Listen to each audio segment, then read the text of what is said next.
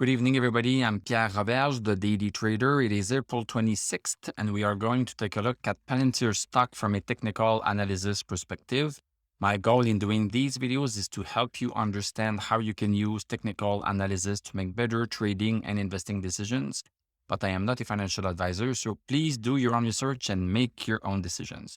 So as happened today in the stock market, Palantir just fell down. So we are down $11.12, 0.99. So Palantir fell 99 cents. That's 8.18%. That's a lot.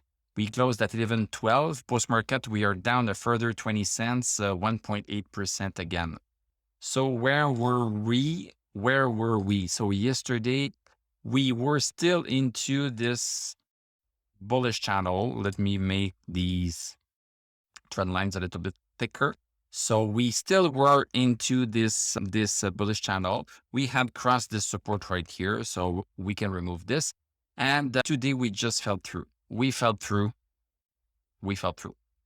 just fell through. Let's look at the 1 hour chart. Like pretty much what happened throughout the stock market. First hour was quite bad. Second hour was the same. We stayed a little bit sideways, and then we seem to be going even further down. So you can take a look at my Tesla video I just did, where I look at the VIX, the Dow Jones, the S&P 500 and everything. But basically, it's the same story everywhere.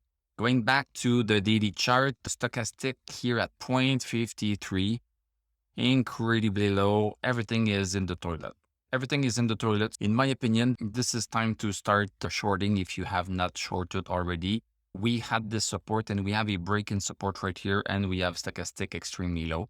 So that could be seen. This is not financial advice, but this could be seen as an opportunity to short for some people.